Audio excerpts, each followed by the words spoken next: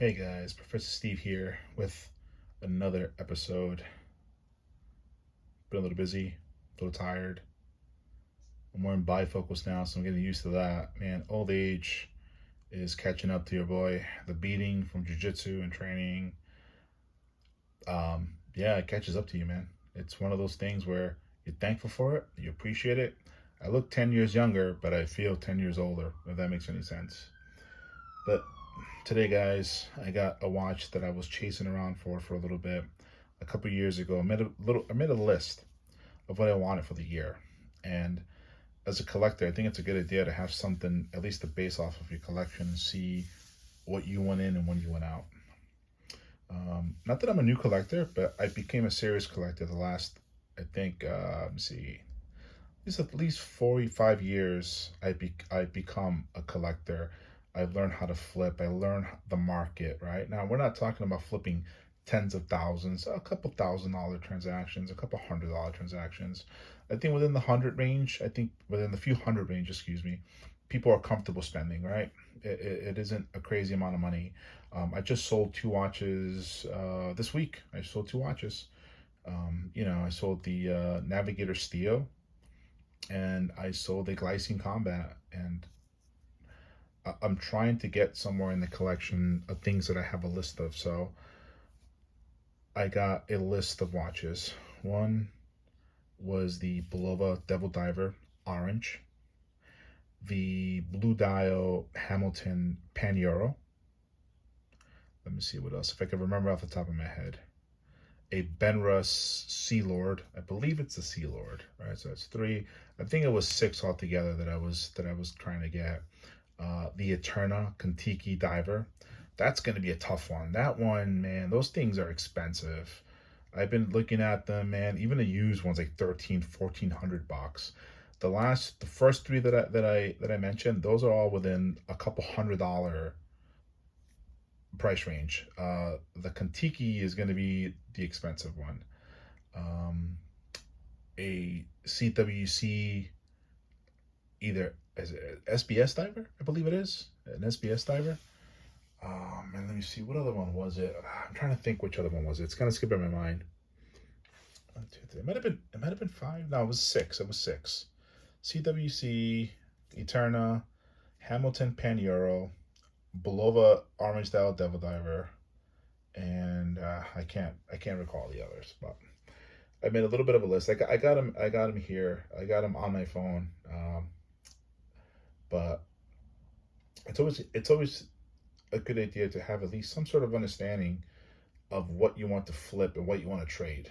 You know, for some of you guys that are just getting into the hobby and just kind of trying to figure it out, you know, learn about movements, learn about history, learn about what stuff is worth. A lot of people try to sell stuff like it's brand new. I mean, if I could buy something for $50 more brand new, I don't care if you opened it and just take a picture of it on your wrist. That's considered used. Oh, guys, yes, it was the Yema Rallygraph chronograph. That was one of the watches too. That's either 5 or 6 watches that I was looking for within a stretch. Right, it's going to be a stretch. These watches aren't going to be bought in one day. We're talking about months, maybe a year and a half, right? Just to see what comes and goes. But this is one watch that I wanted a automatic chronograph, and everything was just crazy. I went on Facebook Marketplace. I found this watch, maybe about a half hour, 40-minute drive from my house. The guy wanted, I think, like 150 bucks for it. There was this Seiko.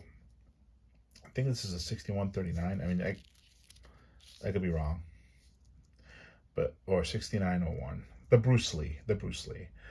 Champagne dial, gold case. It's a little beat up. Let me tell you something. This thing hasn't been serviced, and it keeps immaculate time. Immaculate. I set a goal for myself 2 years ago, a little list. I got the list, and this is one of them. And the price that I paid for this, insane. 150 bucks, a 40-minute drive, little old Portuguese guy right over the border in Massachusetts. And I gotta say, it's one of my favorites. Ready? Check this out. Boop. Ready? Watch this snap. Ready? I was looking to get a crystal, but I heard it's almost impossible to get. It's not that scuffed up, but certain light you could see right there, you could see it. But you know what? It shows its age. It's worn, but again, it keeps perfect time. Crazy, everything. I haven't touched. This hasn't been serviced. My buddy Adam kind of says these are very hard to service.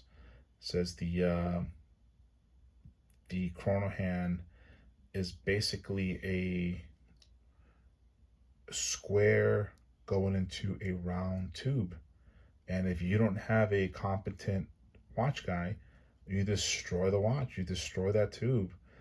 Yes, there's aftermarket parts, but then that kind of takes away the value of the watch. Some people don't like Frankenstein watches, even though you're just replacing it. You know, it's kind of like going to like the dealership when it comes to your car. You know,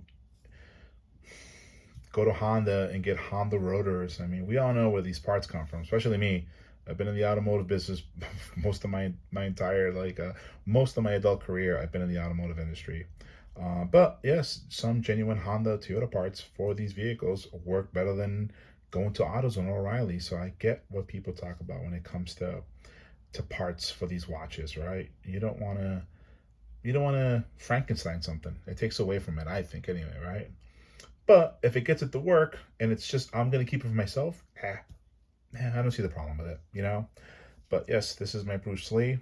This was on my list. I chased it down, and I found this. I think the week of Christmas of 2022, and it was so cool to get this and just be like, wow, I got me one. Now I got the Pogue, like all the original Pogue, and it's cool to have them side by side. Adam gave me a good deal with it. Adam's been like really reeling me into chronos. I'm a big dive watch guy, but he's been really getting me with chronos, and I love him though. I love him. I love the chronos. I love Adam. I love everybody. So guys, again, thank you very much. I appreciate everybody watching.